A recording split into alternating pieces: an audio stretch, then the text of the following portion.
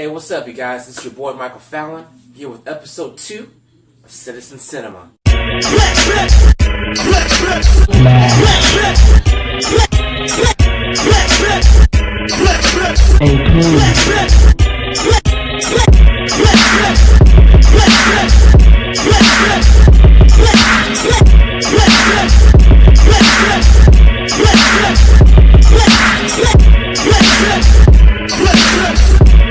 Now, let's jump into this for this week's roundup.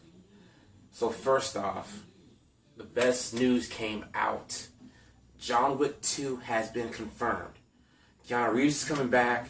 It's going to be coming out around 2017. I love the first one. I know this next one's going to be even crazier.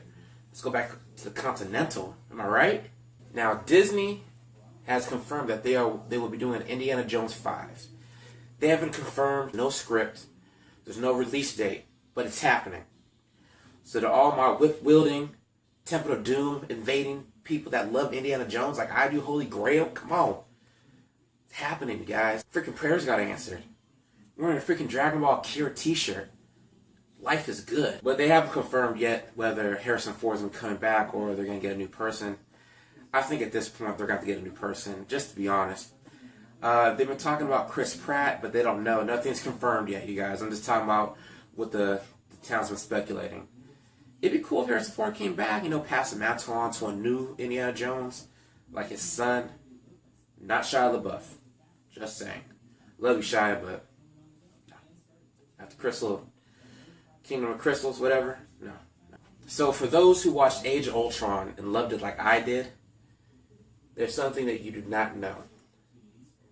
A lot of stuff was cut out from Age of Ultron. The original runtime of Age of Ultron was 3.5 hours long. I know, right? And the one you watched was 2 hours and 10 minutes. So here's some of the things that got cut out. Grey Hulk, one of my favorite Hulks of all time.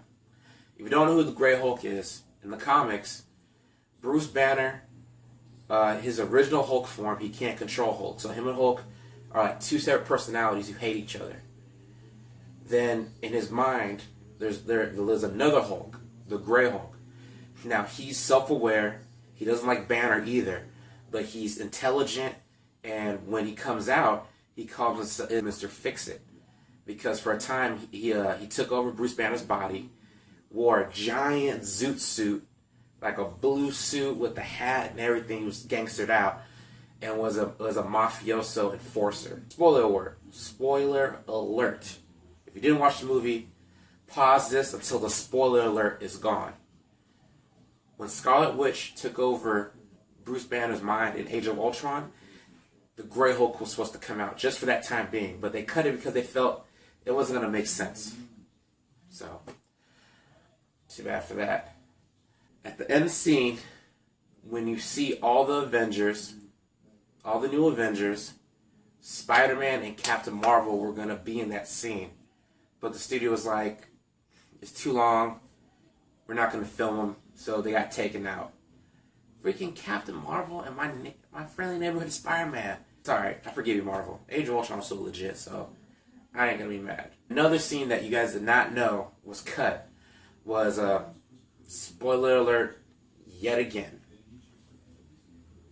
So, when Thor went into that well with his homie, and they had to go back into his mind to look at the hallucination he got from Scarlet Witch. In the original scene, Thor was not in control. Thor was going to be possessed by this thing called the Nord, and the Nord was going to take over his body while he's in the water, and his friend was going to ask him all the questions, and so the Nord would answer through Thor's body. So, yeah. I mean, I heard that it was a great scene, but, we'll get all that on the DVD, so we'll still get a chance to check it out. But they said that people didn't like it because when they showed it to test audiences, there was no special effects added to it. So, it was plain Jane.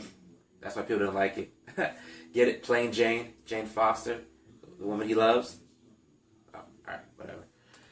Next, for those who don't know, Digimon is coming back. Not season 6 with some new kids, some new Digimon that we don't care about fusing together with DNA. I am talking about Generation 1. The OG characters are coming back. They're going to be in their high school days now, but they're going to have all their Digimon, and they're going to continue their adventures. Now, when we see them now, they're going to be in 6 movies.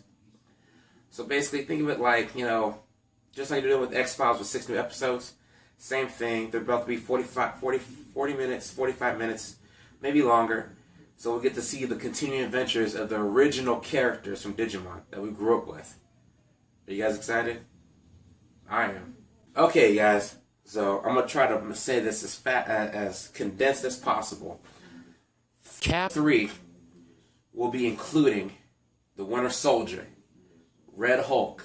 If you don't know who Red Hulk is, it's the Hulk's father-in-law, Thunderbolt Ross. Yeah, the gentleman that hunts him and hates him, has a prejudice against the Hulk, becomes a Hulk. Isn't that funny how it works out? Scarlet Witch, Falcon, Spider-Man, Ant-Man, Vision, Crossbones, Zemo, the Winter Soldier, Black Panther, Agent 13 from Winter Soldier. Remember, she was his neighbor and was a S.H.I.E.L.D. agent. Black Widow, and Hawkeye. Now, the cast has also added Martin Freeman from The World's End and Hitchhiker's Guide to the Galaxy, the one featuring Professor Snape and Mos Def, and Sam Rockwell and Zoe Deschanel from New Girl. He's in it because he has a great range as a comedic and a very dramatic actor. So he'll be playing, speculation is, he'll be playing Everett Ross. And it's funny because the Red Hulk's name is Thunderbolt Ross.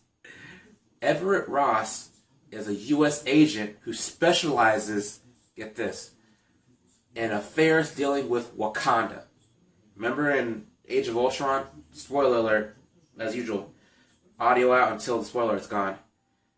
Remember how in Age of Ultron, Andy Serkis's Claw, the one who got his arm ripped off, stole vibranium, and he had that tattoo on his neck? That tattoo was Wakandan, and it means thief. Wakanda is the nation under Black Panther, who's being played by Chadwick Boseman. Now, Everett Ross will be in Captain America 3, and he'll be in Black Panther. So what happens is, he consults the U.S. government on all things Wakanda that he can collect as an outsider. So basically, like he's a specialist, even though he doesn't go to Wakanda. I'm looking forward to it. I think that this cast is great. And it will also feature the Bleeding Edge Iron Man suit. So amped up. For those who don't know, it's where nanobots are infused with Tony Stark. So the suit's like half organic, half metal. It's sort of based off of the Extremist storyline, if you don't know what that is. Where Tony has to rewrite his DNA to make a new Iron Man suit to beat the villain. Alright, on to the final story, and I'm so amped up for it. Suicide Squad. Now, the photo has been released of the whole cast of Suicide Squad. Now, I'm going to do a new segment called Suicide Squad Watch, like Suicide Watch. I will be doing individual videos of each character in the picture. Right now, I'm going to give you a very short and condensed breakdown of who's in the photo. Slipknot. Now, Slipknot, for those who don't know, the assassin who kills with unbreakable rope. Then there is Enchantress. She practices magic. On the bottom, which threw me off, is Katana. She's part of the Birds of Prey, so her teammates are usually the crippled Batgirl, Black Canary, Huntress. Her sword has special properties, so I'm looking forward to seeing her in this. Then also it's Captain Boomerang. Now Captain Boomerang, for those who don't know, he kills people with boomerangs, but he does it in a legit way, so he's not to be laughed at, just to be real with you. Rick Flag, basically a liaison for the team. Then we got Harley Quinn. Take a moment for Harley. Fine. Whew, Lord have mercy.